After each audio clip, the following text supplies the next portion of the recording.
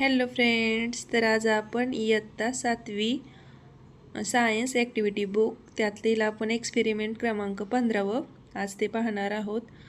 आपण सर्व एक्सपेरिमेंटची प्लेलिस्ट बनवलेली आहे, तेही आपल्या चॅनलवरती जाऊन तुम्ही पाहू शकता। आणि सगळ्यांनी व्हिडिओला एक लाईक करा, चॅनलला सबस्क्राईब करा आणि व्हिडिओ सगळ्यांनी शेवटपर्यंत पहा।